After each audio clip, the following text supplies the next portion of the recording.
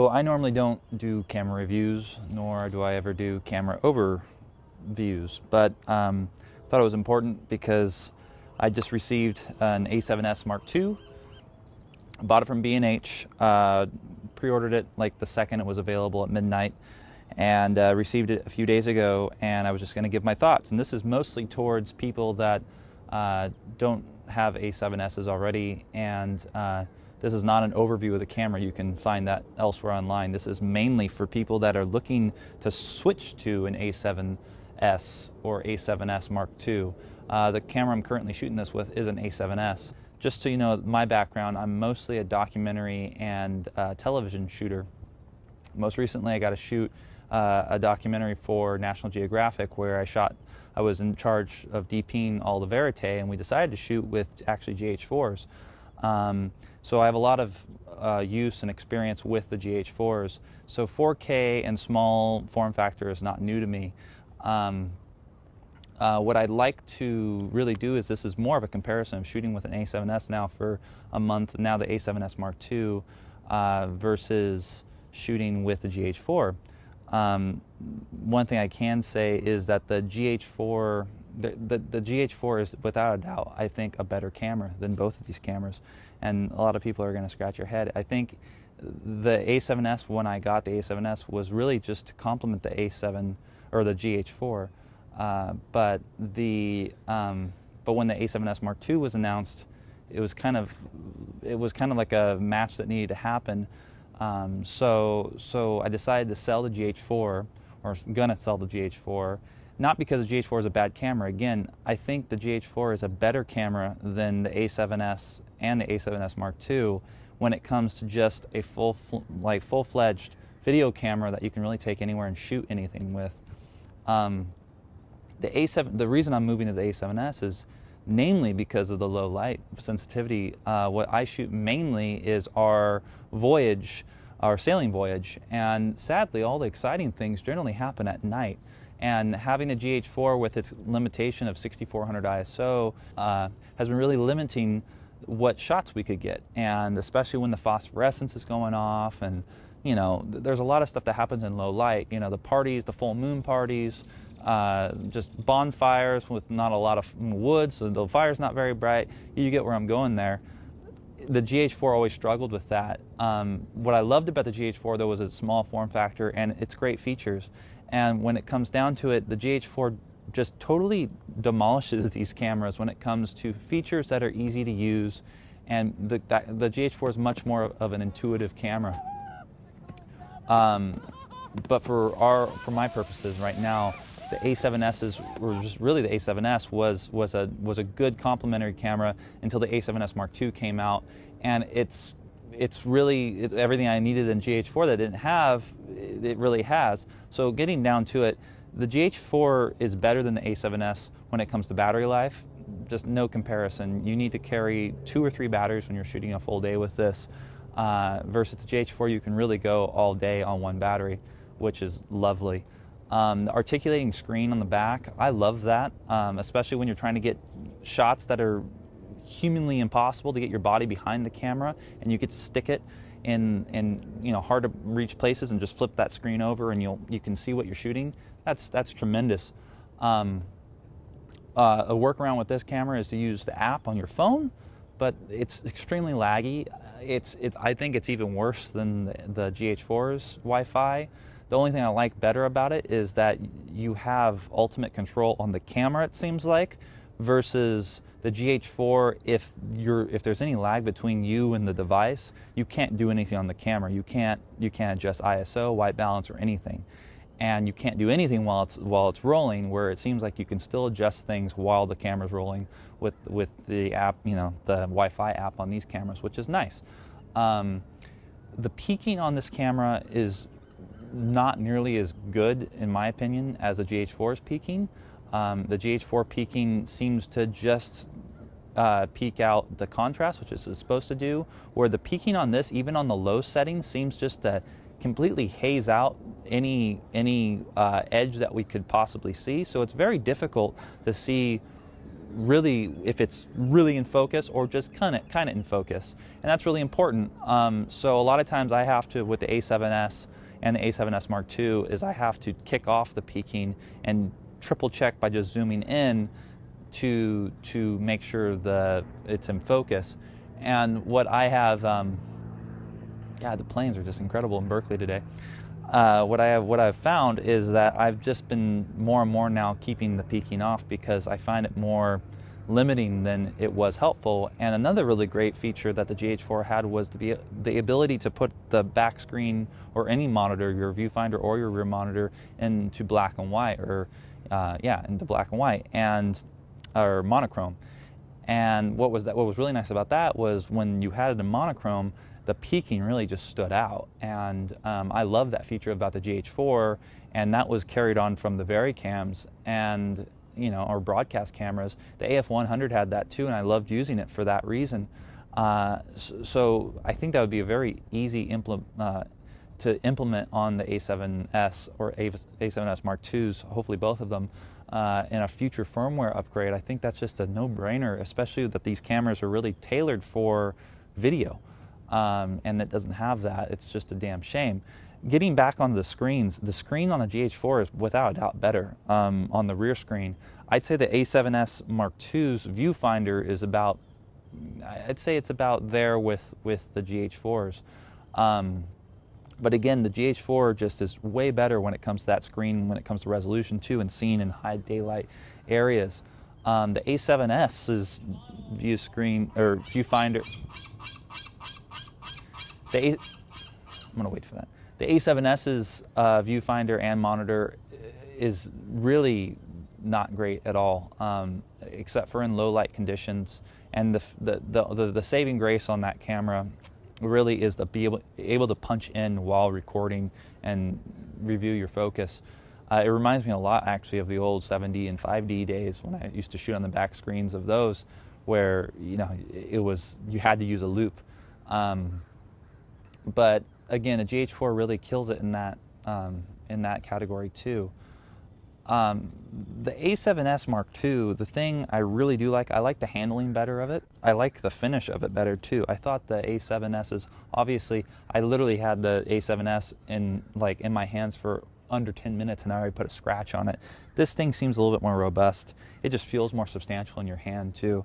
The main reason I've really swapped over to the Alpha series is the low light. Again, is everyone knows it's amazing, and this camera seems to just push that boundary even further than the A7S. And I was testing this out the other night, and it seems like we're at least a quarter of a stop or half a stop better when it comes to those super high ISOs.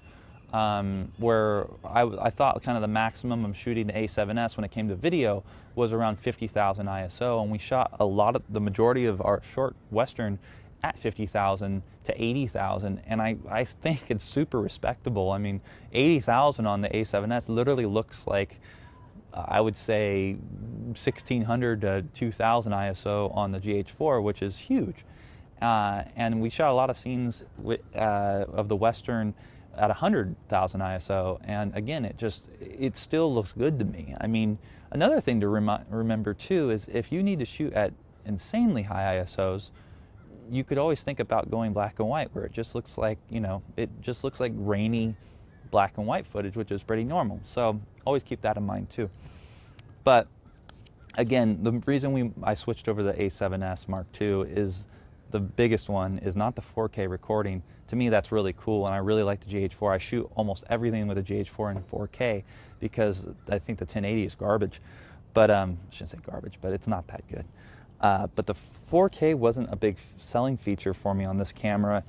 And to be honest, when I compared the 4K footage to the 1080 footage, unless you scale up to like 200%, if you put it in a 1080 timeline, there's not much you're gaining there. I mean, I'm probably actually going to shoot mostly in 1080 because a lot of times I don't need the scaling, and the only time I want the 4K for the scaling ability is because I don't have stabilization. That's what gets me in my last and final point of the A7S. The 5-axis stabilization on the sensor is truly amazing, and I've been waiting patiently for a camera company to come out with a good quality DSLR or camcorder that had that. So because I shoot primarily all with everything's Nikon mount that I have, and so the fact that there's no communication between the camera and the lens was always a limiting factor with the Gh4 and everything else, that I never could have IS or VR or whatever lens you're using. I didn't have any image stabilization, and that really was unfortunate a lot of the times. So this camera having it, and the fact that I can say it works really good too. I mean, it works. It seems like it works even better than the lens, optical stabilization at times. So it's really awesome now to have all of my primes, all of my old vintage zooms stabilized to a certain extent. I mean, does it replace a Steadicam or a glide cam? No, it does not. If you're looking to buy a good video camera and you don't need low light, without a doubt, I will push you towards a Gh4. I think the Gh4 still right now, especially now, is the best bang for your buck by a huge throw. You have to understand that you can buy 2 Gh4s, I think even actually have some cash left over for a lens or who knows, a rig or whatever, before you can buy one of these. And there's a lot to be said about that. So if you have like a T2i that you've been shooting your films with lately and you want to step up to that next bit of technology, I think the Gh4 is a massively good camera. It's just so good.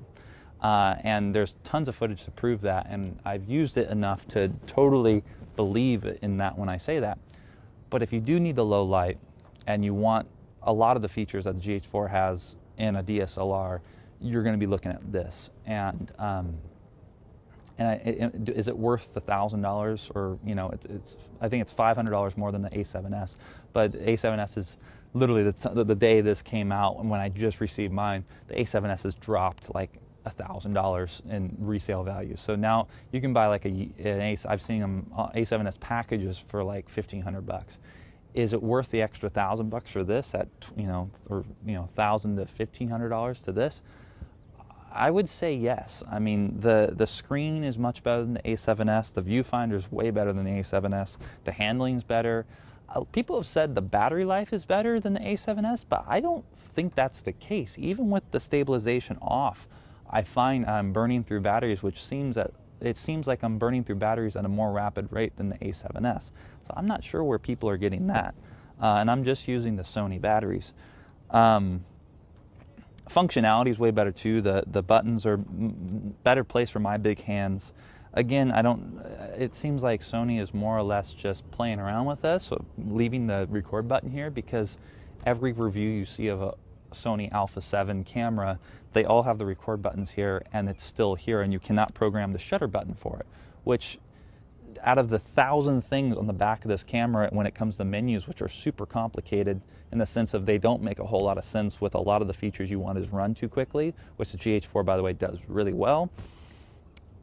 Out of all those features, out of all those menus, out of all those drop-down menus, there's not one menu to select the shutter button for recording. But luckily, you can reassign it to one of the custom buttons, but at the same time, it's nice to keep your custom buttons to other custom features so you don't have to dig through that menu again.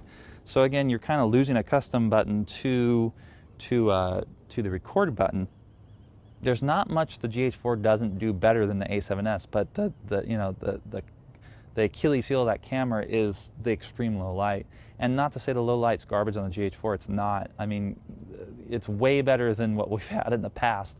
And I mean, compared to I shot a lot on the AF100 beforehand, it blows the AF100 out of the water, the Gh4, but this camera is just ungodly different. I mean, the fact that you can shoot at 25,600, and then the really, really cool thing about shooting at those high ISOs, it's not like the old 5D Mark II days when you shot at like 1600 ISO, but the dynamic range went out the window. When you shoot at 25,000, 50,000, 60,000 ISO, what was so impressive that I didn't think was going to be the case at all, shooting an S-Log at least, was, well, there was a scene, which I'll put up, there's a scene in our short film that our main character lifts up a lantern next to his face, and I thought for sure when I got the footage back, because we're viewing everything on a 7-inch screen, I can't really see, and it's S-Log too, so it's really flat, I really can't see what it's going to look like, But when I brought it back in the post, when I did just a simple grade on it, I couldn't believe how much at 50 to 80,000 ISO when we're shooting these shots, how much detail was still in the light source. After watching Philip Bloom's video, I thought that if I included the light source at all, it would just look like this nasty orb. And a lot of times we shot around the light source, but there was an iconic scene that he brings the lantern up, and I thought for sure this thing's just going to look terrible, and I might have to do like a gradient on that side, trying to knock it down a little bit. The fact of the matter, it wasn't bad in my eyes. I mean, it's not like the Blackmagic camera. I used to shoot on a pocket camera too, and that thing had, in RAW, had an ungodly amount of dynamic range, but not at those high ISOs. And again, with the 5D Mark II or the Gh4, when you went above their base ISOs, the dynamic range just goes right out the window, and it's really nice to see that that doesn't happen here. So sorry for the super long ramble, and I have to edit this down to a somewhat feasible amount. But again, A7S Mark II is a great camera, and look forward to seeing more footage from me and us on svprism.com, which is our that's our blog, and we'll be starting to post a lot more content up there of our sailing journey. So once again, thank you very much. Before I go, I'd like to mention that it's not all bad about the A7S, and one of the really great aspects of it, if you're into still photography at all, is that the A7S is a much better camera than the Gh4 when it comes to still capabilities. I have not actually been able to play it all with the 14-bit uncompressed RAW photos from the A7S Mark II because I just don't have a program that actually can handle it. But what I can say from the A7S's RAW files is that the amount of highlight retention and shadow retention is astounding, to say the least. I mean, you can pretty much make any image you want. I don't know when it comes in terms of stops, but it seems like it has a ridiculous amount of dynamic range in your photos that you can pull from in post later on. So I needed to add that. If you have any love for doing still photos, especially, I know the astronomers really like these cameras just because you can shoot the Milky Way like without an issue with it. Again, this is no new news, but from a videographer side that also really enjoys taking stills, these cameras really do kick ass.